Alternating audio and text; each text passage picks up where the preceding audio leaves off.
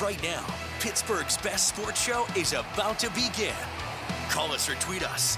We've got things to talk about on the Ireland Contracting Nightly Sports Call, powered by FanDuel Sportsbook. All right, Megan, thanks very much, and good evening, everyone. Welcome to the Fan Cave. And yes, we have a game tomorrow. At least I think we do, because the Ravens arrived in town tonight. 12 buses. Normally there are 5. 12, so that people can socially distance themselves from other players. 2 of the players are still in Baltimore, and they won't get here until tomorrow. And they're 2 running backs that I think a lot of people thought were going to miss this game. Yeah, you're talking about J.K. Dobbins and Mark Ingram. Both now, because this thing has extended and delayed all the way through the 10 days they were quarantined, they will be eligible to play. So will Brandon Williams, who's another guy who was out. But interestingly, tonight, before the Ravens got here in Pittsburgh and after their practice in Baltimore, there were 2 other positive tests, a player and a coach. So, welcome in on that note. And we want your calls about this at 412-575-2600. Bob Pompeani tonight, joined by the one and only Andrew Fillipponi. And, Pony, this smells like something's not right here. I don't understand how there could be 2 more positive tests when yesterday 1 test brought about another postponement into another day. All of a sudden, 2 tonight, and the team travels here. I don't know if that coach and that player were on that bus or those buses, but it doesn't seem right that the game could go on if it didn't go on tonight, which I thought it should have. Well, that player that tested positive, Geno Stone, practiced with the Ravens before, I don't know, and then he got left behind, evidently. This whole thing stinks, Bob. I'm just so fed up with this whole state of things. We're going to have a National Football League game on a Wednesday afternoon at 3:40. Are you kidding me? What is this, Bob? This is like one of those bowl games that Pitt gets stuck in every year. Seriously. I know. I mean, I'm just absolutely livid about it. So many fine people in Pittsburgh aren't going to be able to watch the game because we all have lives and things to do, and we're going to miss it. One of the biggest rivalry games in all of professional sports. The game should be on right now. You and me should be sitting down, you in your nice studio, me in my man cave, and we should be taking notes on Steelers-Ravens. Right. And it should be in the second half, and the Steelers should be up double digits, and they should be on their way to 11-0. Not playing this waiting game where now we have to find out tomorrow if there are any more Ravens positive tests, and if there are, then what? What are they going to do? Tell the Ravens to fly back to Baltimore, no game? Or maybe drive back individually? Maybe they'll make them all rent cars, Bob. I mean, it's just ridiculous. Well, I think at that point, forfeit becomes a logical choice. I know the NFL doesn't want to do it, but they also don't want to do a Week 18.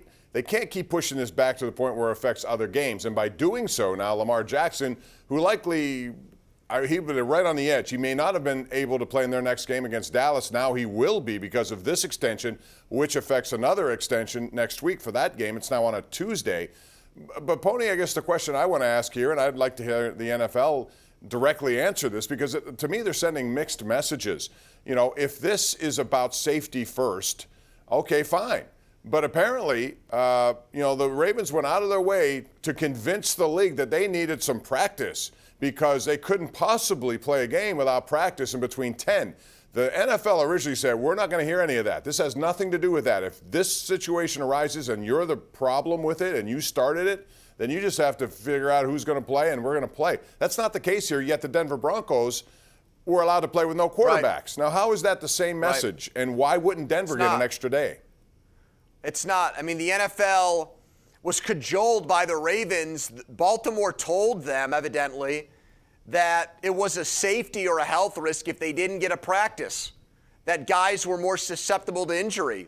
Guys were more open to injury. The Players Association, the Ravens, I guess, convinced the NFL that they needed what? A walkthrough this morning to do what? To get the juices going, to get the blood flowing, that was enough now where they physically feel safe? Well, okay, you let a guy on the field at your practice today that has the virus.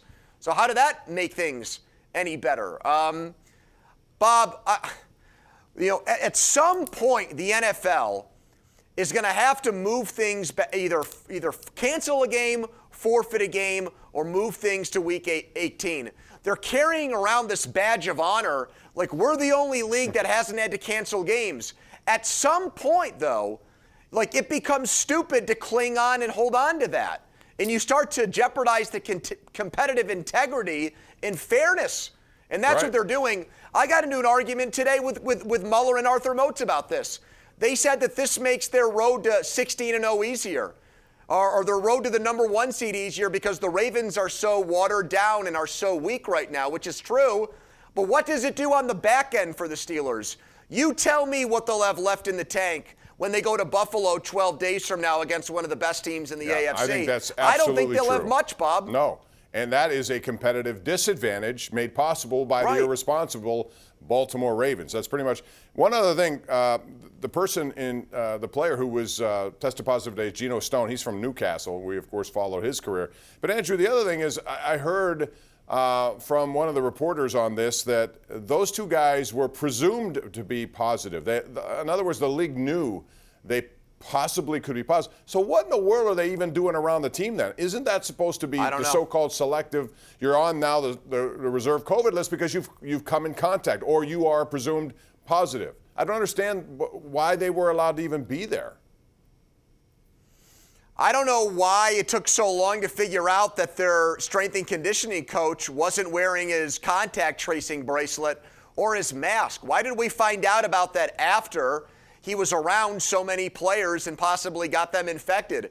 At the first sight of him not wearing a mask or reporting symptoms, why wasn't he shown the door? I mean, there are a lot of things here that I don't understand about the Ravens' recklessness. And if we're going to find the Saints $500,000 and strip a draft pick because they celebrated a win too hard, Bob, the NFL better be ready to throw the book at the Ravens. And I don't want to hear about how they only gave the Titans a slap on the wrist earlier in the year. Right. This has to be a significant draft pick if that's the way they're going to do business, because, quite frankly, this has changed not just this week, but it's changed other weeks, and it has a competitive implication here for a team like the Steelers, who now play 3 games in 12 days, and that 12th day, as you say, it's against the Buffalo Bills. We're going to take a break. We'll also talk about strategy-wise. How do the Steelers approach this game? We'll get into that. Want to hear from you at 412-575-2600. Call us.